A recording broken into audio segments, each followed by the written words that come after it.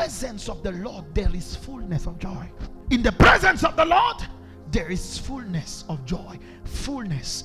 Why are you not living a happy life? At the shop, you are expecting clients, they are not coming, you begin to twist your face. You start getting angry because you are not getting the sales you want for the day. Sir, the customers will not come because you are twisting your face. Get happy. Get happy. Satan is intentional to steal life from your days. Also be intentional to add life to your days.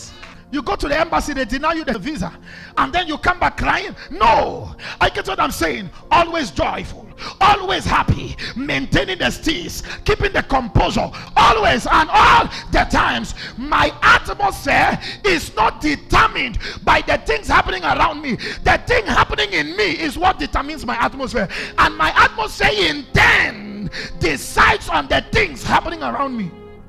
Now, two kinds of persons.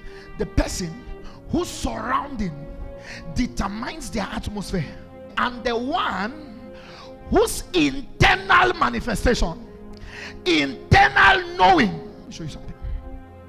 Study to do what? Study to show yourself approved. A workman that needed not to be rightly doing what? There's no examination hall we would go to that you will go and prove yourself. So the study to show yourself is to show yourself in your day-to-day life. It's not to complete the gospel. The study to show yourself is not to argue the gospel with a blogger, because you cannot argue the gospel with a blogger. It is not logical. The one you are studying to approve is to approve your day-to-day life. Study to show yourself approved. A workman that do what? That needed not to be ashamed. Rightly doing what? So problem will come. Divide it to the problem, that you problem will not determine my atmosphere. That's how to divide it. That's how to study to show approved. You show approved when situations come and the word in you conquers the situation, not when situation comes and conquers the word in you. We are more than conqueror. It has been told to us. Those who believe in it walk in it. Those who don't believe in it, it is something that only exists in the atmosphere. It's not a reality with them. Not because it is not so, because their level of light does not allow them to walk in that understanding. Does not allow them to walk in that reality. The evidence we go by is the evidence in the word. The evidence we go by is the evidence in scripture. The evidence we go by is the evidence of yesterday's journey with him. He gave me food in the desert yesterday. Is that true? So if he gave me food in the desert yesterday, he will deliver me from Pharaoh today. But you will not believe it. Let me tell you something. Moses and the children of Israel, they all ate manna. When the Red Sea came, they were complaining. Moses was praying. When they were faced with the Red Sea, the entire Israel was complaining. But Moses, what was he doing? He was praying. Why were they complaining? They had not met with the integrity of God. Even though God showed them what he can do yesterday, they still refused to believe it. They still refuse to believe it. Look at me. There would be something to disturb and trouble your life every day of your life. I guarantee you. Look at me now. There will be something to worry you every day of your life. There will be something to steal your peace. Whether or not your peace is stolen is not dependent on whether there are absence of those things to steal it. It's dependent on you, because constantly those things will be there. There always will be something to steal your peace. Yesterday, he gave them manna. Is that true? Now they met with the Red Sea, and instead of asking the God who gave manna yesterday, they began to complain. Do you know why they came yesterday? So that if cancer comes today, you will use the courage of headache to fight cancer today. You didn't get me. Listen to me. Look at me.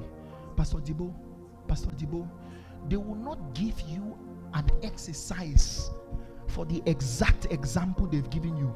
But if you follow the example, you will solve the exercise. 100 tens and unit, or let's use tens and unit, right? 2 plus 2, example. Now exercise. 1 plus 3. The same thing, but it has been presented in another way. You are now shaking. You are shaking. You are shaking with cancer. What about yesterday? You hit headache. What about yesterday? What about yesterday? I'm talking about cancer now, but your problem is not cancer.